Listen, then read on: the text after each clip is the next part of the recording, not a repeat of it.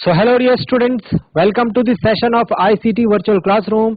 ICT Virtual Classroom के इस session में आप सभी का एक बार फिर से स्वागत है। मेरा नाम है Rajesh Chamola, teacher physics ICT Virtual Classroom Dehradun से। एंड इस सेशन में हम लोग बात करने वाले हैं क्लास 12th के फिजिक्स सब्जेक्ट के ऊपर, कक्षा 12 भौतिकी विज्ञान विषय के ऊपर। आई होप आप सबके सब फिट फाइन हेल्दी होंगे, बिल्कुल रेडी होंगे क्लासेस के लिए। सो प्रीवियस क्लासेस में हम लोग कवर अप करते हुए आ रहे हैं करंट इलेक्ट्रिसिटी यानी धारा विद्युत के कुछ क्वेश्चंस, जिसमें कि हमने जो सेल है उसके बारे में, विद्युत सेल है उसके बारे में काफी कुछ इंपॉर्टेंट और बेसिक बातों को समझा था। हमने विद्युत वाहक बल को समझा था, ईएमएफ, आंतरिक प्रतिरोध को समझा था।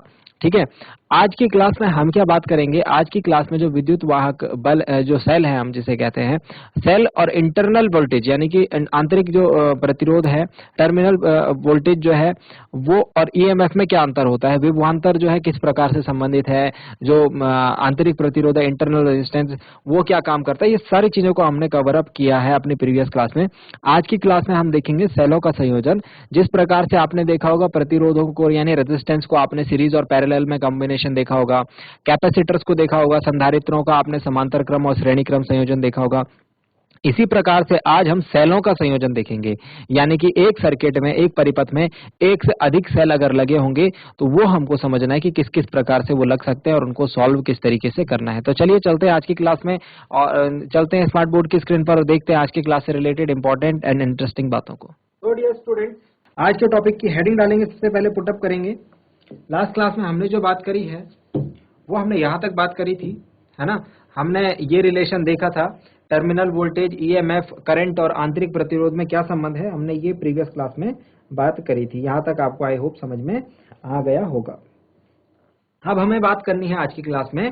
सबसे पहले तो हम यहाँ पर एक छोटा सा पॉइंट देख लेते हैं कि जो स्मॉल आर है, स्मॉल आर यानी कि जो आंतरिक प्रतिरोध है, ये किन किन चीजों पर निर्भर करता है। तो एक छोटा सा पॉइंट नोट डाउन कर लीजिए उसके रिगार्डिंग एक छोटा सा पॉइंट नोट डाउन कर लीजिए कि जो आंतरिक प्रतिरोध है किन किन चीजों पर निर्भर करता है। पॉइंट लिख लेंगे।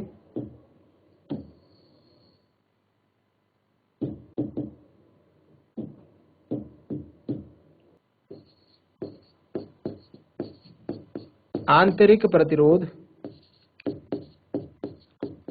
इंटरनल रेजिस्टेंस, स्मॉल आर, निम्न कारकों पर निर्भर करता है। आंतरिक प्रतिरोध आर निम्न कारकों पर निर्भर करता है। नंबर वन अगर बात करें तो ये डिपेंड करता है एरिया ऑफ इलेक्ट्रोड यानी कि इलेक्ट्रोड के क्षेत्रफल पर।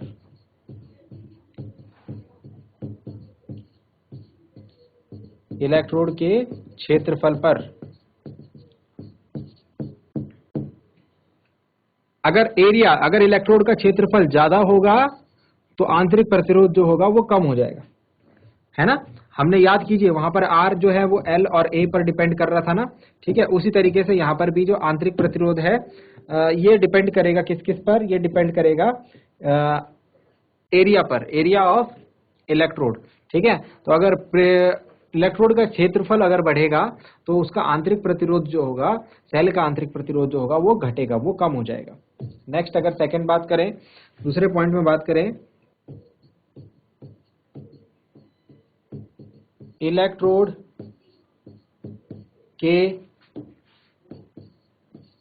बीच की दूरी पर, यानी दो इलेक्ट्रोड होते हैं, दो इलेक्ट्रोडों के बीच की दूरी पर, यहां पर क्या होगा, अगर दोनों इलेक्ट्रोडों के बीच की दूरी बढ़ेगी तो आंतरिक प्रतिरोध जो होगा उसके मान में भी परिवर्तन हमको वृद्धि होते हुए दिखेगी, मतलब दोनों साथ बढ़ते हैं, मतलब कि अनुक्रमानुपाती हम इनको कह सकते हैं। थर्ड पॉइंट इज, तीसरा पॉइंट है, ये आप जानते हैं सेल के अंदर क्या भरा रहता है भाई, वैद्युत अपघट्य, इलेक्ट्रोलाइट, ठीक है। तो वैद्युत अपघट्य के सांद्रता पर भी ये निर्भर करता है। वैद्युत अपघट्य की सांद्रता पर,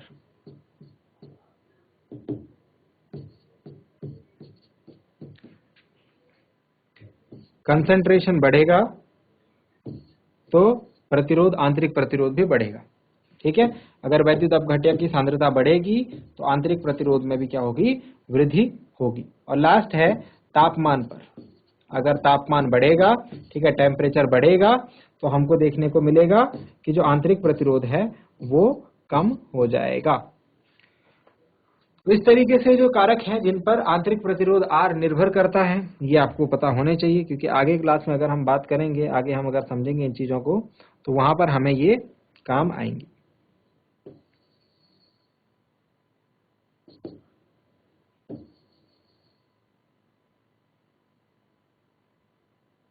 चलिए, तो आज की क्लास पे चलते हैं। आज की क्लास में हमको समझना है सेलों का संयोजन। तो नेक्स्ट हेडिंग डाल लेते हैं, सेलों का संयोजन, combination of cells, combination of sales,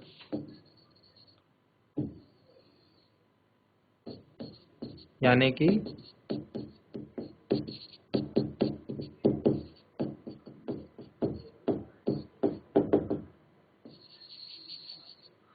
सेलों का संयोजन। तो कॉम्बिनेशन ऑफ सेल्स जो है ये दो प्रकार से होता है।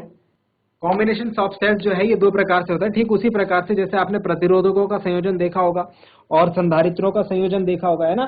तो ये तो श्रेणी क्रम में हम उनको संयोजित कर सकते हैं, तो समांतर क्रम में। लेकिन यहाँ पर हमको एक छोटी सी बात देखने की जरूरत ये है कि हमको ध्रुवता देखनी है। हम ये जानते हैं कि सेल का एक सिरा धनात्मक होता है, एक सिरा ऋणात्मक होता है, एक नेगेटिव इलेक्ट्रोड होता है, एक पॉजिटिव इलेक्ट्रोड होता है। तो सिर्फ एक चीज ये ध्यान रखनी है कि किस सिरे की तरफ से वो जुड़ा हुआ है, ठीक है।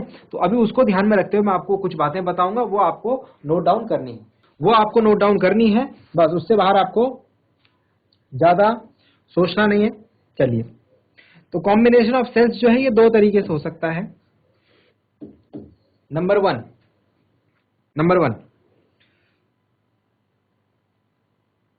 जब इन्हें सीरीज में जोड़ा जाए, यानी कि श्रेणी क्रम,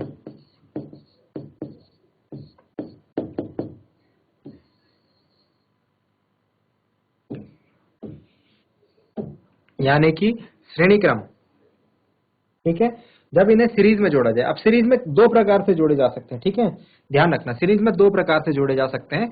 तो मैं इसको ए और बी दो पार्ट्स में जो है आपको बना के दिखा रहा हूं, दो पार्ट्स में करके दिखा रहा हूं, ठीक है।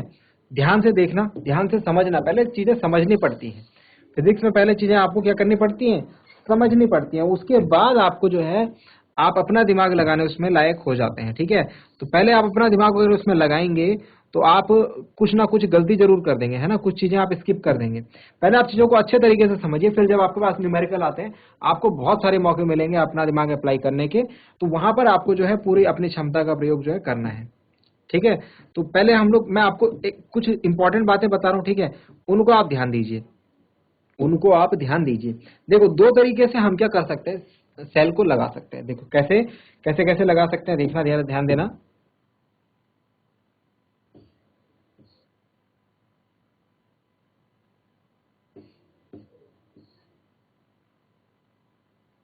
एक तो इस तरीके से मैंने दो सेल लगा दी, क्या आपको दिखे, एक सेल ये है, एक सेल ये है, ये इसका आंतरिक प्रतिरोध है और ये इसका आंतरिक प्रतिरोध है। हमें पढ़ा था ना, हर एक सेल का क्या होता है, अपना इंटरनल रेजिस्टेंस होता है। यहां पर ध्यान देने वाली बात यह है, अगर मैं इसका जो ईएमएफ है इसको मैं अगर E1 नाम देता हूं, इसका विद्युत वाहक बल जो है अगर मैं इसे E नाम देता हूं, ये सपोज E1 है और ये सपोज E2 है, ठीक है। 1 वोल्ट, 2 वोल्ट, 10 वोल्ट, 12 वोल्ट, कुछ भी हो सकता है ना। अभी हम जनरल जो है E1 E2 लेकर के, पहले बात समझनी है, ठीक है, इसलिए हम E1 E2 लेकर के चल रहे हैं। और ये जो आंतरिक प्रतिरोध है, सपोज ये R1 है और इसके लिए ये R2 है। E2 का जो आंतरिक प्रतिरोध वो R2 है और E1 का R1 है, ठीक हो गया। तो यहां पर जो तुल्य वोल्टेज होगा या फिर तुल्य ईएमएफ जिसे हम कहेंगे, तुल्य विद्युत वाहक बल, जिसको मैं कैसे डिनोट कर रहा हूं, इसको मैं डिनोट कर रहा हूं ई इक्विवेलेंट से। उसको आप याद रखना, ये फॉर्मूला हम लोग जनरली डिस्कस कर रहे हैं, डेरिवेशन इसका मैं आपको अगर आवश्यकता पड़ी तो मैं करवा दूंगा, क्योंकि किरचॉफ के लॉ पर आधारित इसका डेरिवेशन होता है, ठीक है। किरचॉफ जो लूप रूल है, ठीक है, उस पर आधारित जो है वोल्टेज रूल डेरिवेशन बेस्ड होता है। तो अभी आज की क्लास में तो उसको टच नहीं करेंगे। फॉर इन फ्यूचर अगर हमको कभी जरूरत पड़ी तो वहां पर मैं आपको समझा दूंगा, ठीक है। अगर आप कहें तो अगली किसी क्लास में जो है वहां पर बता देंगे। अभी हम सिर्फ फॉर्मूलाज को ही देखेंगे। तो ई इसका इक्विवेलेंट अगर ईएमएफ हमको निकालना है तो E1 प्लस E2 आप बस कर दीजिए, ये आपका एक तुल्य ईएमएफ जो है निकल जाएगा। अगर हमको नेक्स्ट बात करनी है कि इनका तुल्य आंतरिक प्रतिरोध क्या होगा, तुल्य आंतरिक प्रतिरोध,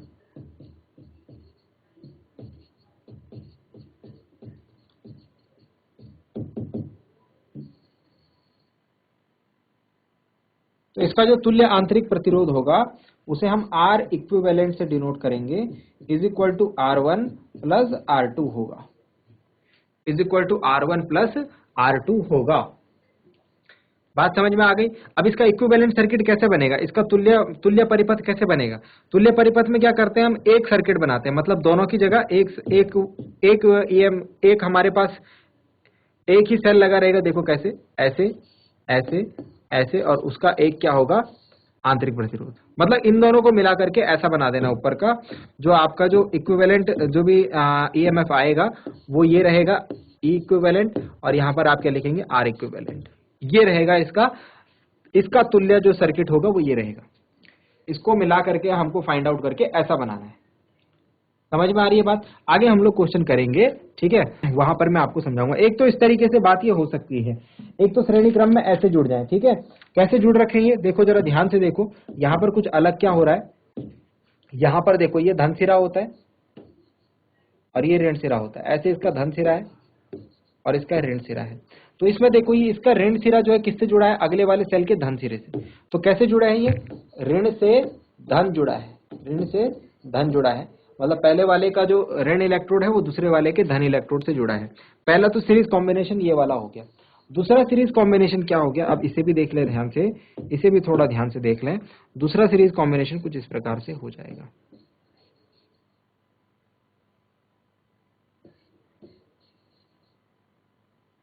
समझ गए होंगे आप बात को, है ना।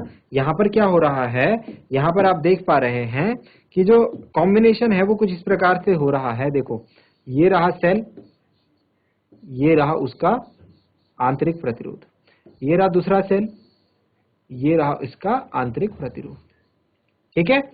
अब यहां पर कैसे जुड़े हैं, ये ध्यान से अगर देखा जाए तो ये धन सिरा है, ये पॉजिटिव टर्मिनल है और ये नेगेटिव टर्मिनल है। ये नेगेटिव टर्मिनल है, ये पॉजिटिव टर्मिनल। तो ऋण सिरे से ऋण सिरा जुड़ा हुआ है यहाँ पर, ठीक है। तो एक तरीके से ऐसे भी सीरीज हमको देखने को मिल सकता है जिसमें ऋण से ऋण जुड़ा हुआ हो, नेगेटिव टर्मिनल से नेगेटिव टर्मिनल जुड़ा हो, ठीक है। तो ये चीज ध्यान रखनी है आपको। अब सारी बातें सिंपल है, सारी चीजें हम लोग सेम कर लेते हैं। अगर इसका जो ईएमएफ है E1 है, ये R1 है, इसका ईएमएफ E2 है, आंतरिक प्रतिरोध R2 है, तो हमारे लिए जो तुल्य ईएमएफ आएगा, तुल्य ईएमएफ आएगा जिसको कि हम ई इक्विवेलेंट से शो करेंगे, ई इक्विवेलेंट से शो करेंगे, वो क्या होगा भाई, E1 प्लस E2 होता था, यहाँ पर E1 माइनस E2 हो जाएगा, सिंपल। अगर दो हमारे पास दो विद्युत वाहक, जो दो सेल होंगे वो इस प्रकार से जुड़े होंगे, तो उनके विद्युत वाहक बल को हमको क्या कर देना, माइनस कर देना है। किसको किसमें से किसको माइनस करना है, जो बड़ा होगा, जो बड़ा होगा उसमें से छोटे वाले का माइनस करना है। साइड में आप ये बात लिख सकते हैं, दोनों में से जो बड़ा होगा उसमें से छोटे वाले को आप माइनस कर दोगे, ठीक है। और अगर मैं बात करूं तुल्य आंतरिक प्रतिरोध की, तो तुल्य आंतरिक प्रतिरोध आपका निकलेगा सिमिलर जो पहले आप निकालते थे R1 प्लस R2 करके, वैसे ही निकलेगा। समझ में आ गई है बात। तो ये तो रहे हमारे पास फॉर्मूलाज, ये क्या है हमारे पास फॉर्मूलाज हैं। इस पर बेस्ड हमको न्यूमेरिकल्स जो हैं करने होते हैं। तो पहले आप ये फॉर्मूला नोट डाउन कर लीजिए, बात को समझ लीजिए अच्छे तरीके से, फिर हम लोग जो है फॉर्मूलाज को नोट डाउन करते हैं। दो तरीके के मैंने आपको क्वेश्चंस बताए, ठीक है। अभी इस पर आपको क्वेश्चंस दूंगा करने के लिए, फिर समझते हैं कि आपको कितना समझ में आया। जो भी कंफ्यूजन होगा वहां पर क्लियर हो जाएगा।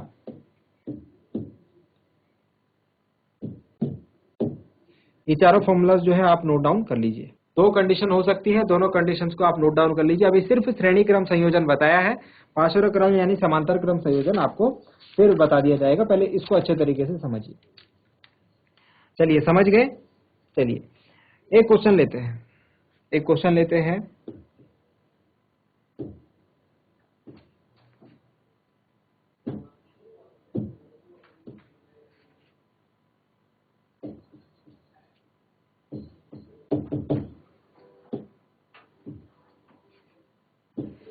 क्वेश्चन देखिए,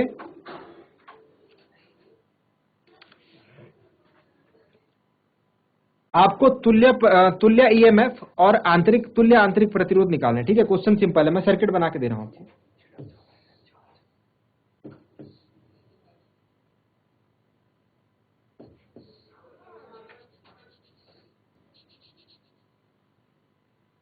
इस प्रकार से आपको एक सेल दे रखा है, ठीक है, इसका आपको तुल्य प्रतिरोध और आंतरिक प्रतिरोध, तुल्य ईएमएफ और आंतरिक प्रतिरोध निकालना है।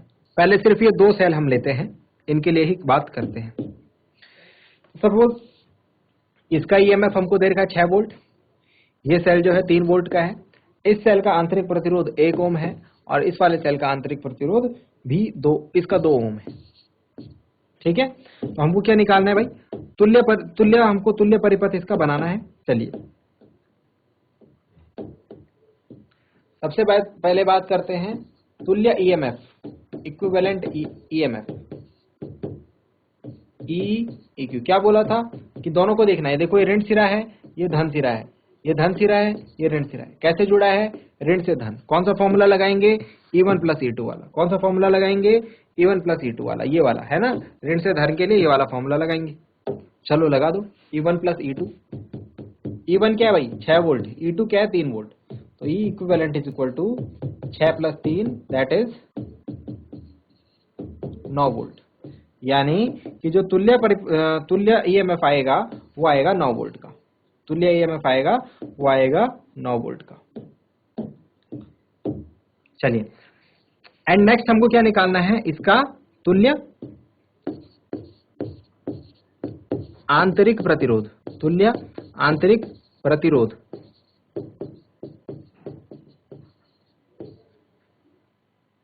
R इक्विवेलेंट, आंतरिक प्रतिरोध के लिए स्मॉल r यूज कर लें, स्मॉल r EQ। तो क्या बताया था, R1 प्लस R2 कर दो भाई सीधा सीधा। तो R EQ is equal to 1 plus 2 कितना हो जाएगा, R EQ is equal to 3 ohm. तो दोनों वैल्यूज हमारे पास आ चुकी हैं। ठीक है, हमने निकाल लिया है इसका तुल्य प्रतिरोध भी निकाल लिया है, तुल्य आंतरिक प्रतिरोध भी निकाल लिया है और तुल्य विद्युत वाहक बल भी निकाल लिया। अब इसका जो तुल्य परिपथ होगा वो कैसे बनाएंगे, देखो एक उसमें क्या रहेगा, सेल रहेगा और उसका आंतरिक प्रतिरोध रहेगा। सेल की जगह कितना लिखा जाएगा, सेल की जगह लिखा जाएगा 9 वोल्ट का सेल रहेगा। ठीक है, और आंतरिक प्रतिरोध रहेगा 3 ओम। ये रहा इसका तुल्य परिपथ, मतलब इसका तुल्य परिपथ ये रहा। बात समझ में आ गई। इसको मैं ऐसे बना सकता हूं। तो ऐसे बनाने के लिए आपको पहले इसको सॉल्व करना पड़ेगा, निकालना पड़ेगा। ये रहा इसका आंसर। आ गई है बात समझ में। आई होप यहां तक बात आपको समझ में आ गई होगी। ठीक है, इसको नोट डाउन कर लीजिए जल्दी से, फिर हम आगे की बातों को कवर अप करते हैं।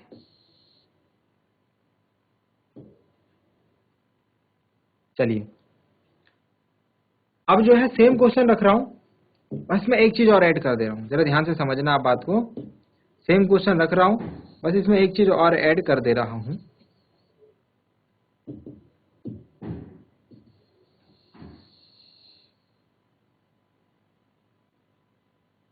देखना जरा ध्यान से।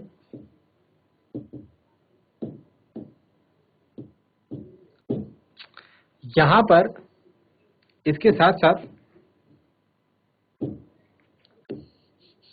एक और सेल हमने लगा दिया,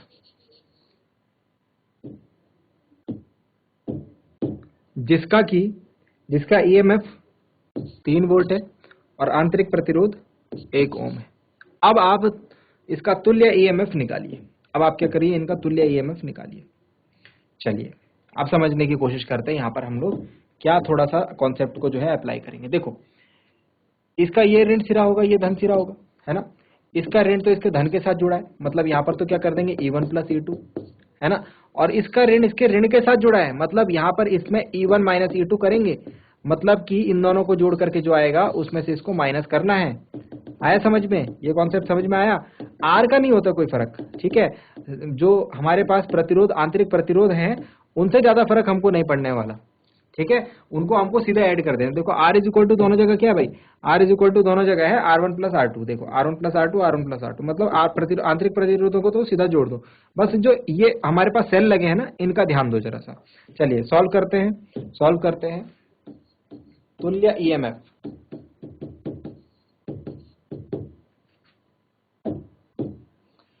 E equivalent will be equal to E1 plus E2 और इस लास्ट वाले को क्या कर देंगे माइनस। ठीक है, E1 कितना 6 प्लस 3 माइनस 3। माइनस क्यों करा, देखो ये नेगेटिव पॉजिटिव फिर नेगेटिव नेगेटिव, अगर ये पॉजिटिव होता ना तो जोड़ देते। बस ये ध्यान रखना है, ये दूसरा वाला केस है बेसिकली ये कौन सा केस है, ये दूसरा वाला केस है भाई। देखो अगर हमने देखा था यहाँ पर अगर ऋण से ऋण जुड़ा होगा तो हम क्या कर देंगे भाई, माइनस कर देंगे। बस वही काम हम यहाँ पर कर रहे हैं, तो इसीलिए समझाने के लिए बताई गई थी आपको ये चीज।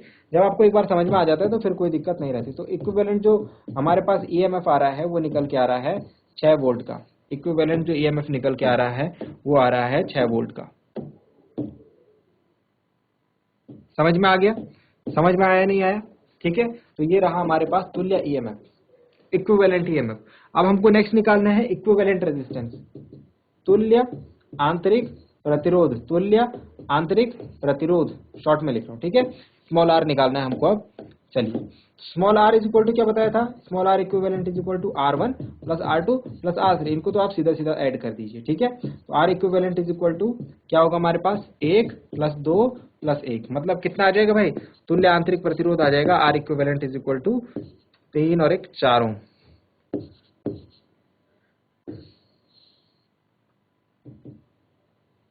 3 और 1 4 ओम। तुल्य सर्किट जो हम कैसे बनाएंगे, देखो भाई तुल्य वाले में जो होगा एक हमारे पास सेल रहेगा और उसका एक आंतरिक प्रतिरोध रहेगा। ठीक है, अब देखिए कैसे फाइंड आउट करेंगे, कैसे बनाएंगे। हम यहाँ पर कितना लिखेंगे भाई 6 वोल्ट, कितना लिखेंगे 6 वोल्ट और यहाँ पर कितना लिखेंगे 4 ओम। तो 6 वोल्ट का हमारे पास तुल्य ईएमएफ है और उसके साथ जो आंतरिक प्रतिरोध है वो 4 ओम का है। बात समझ में आई है या नहीं आई है?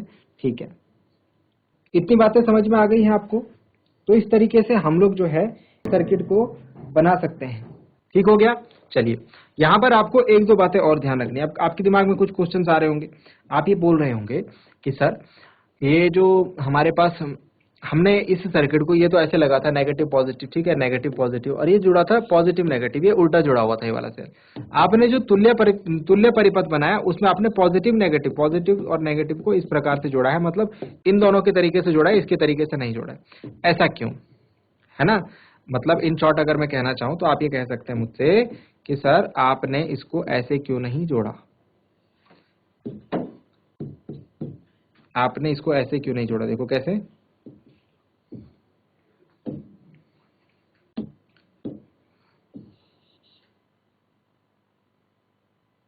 ऐसे।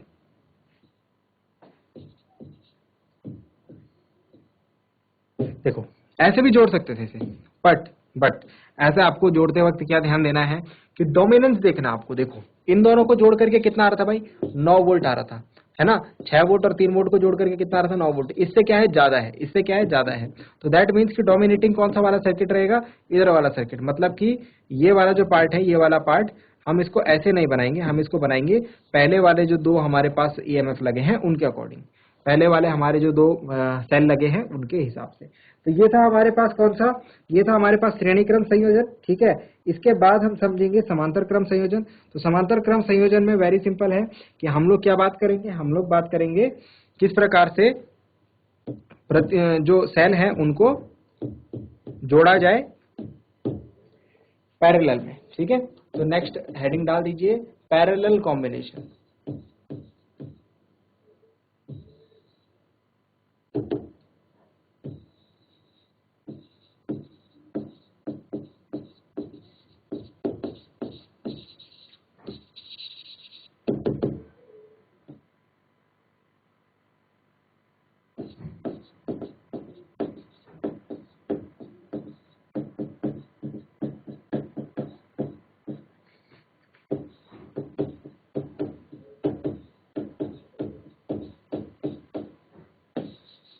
सेलों का समांतर क्रम संयोजन, तो इसको हम पढ़ेंगे नेक्स्ट क्लास में।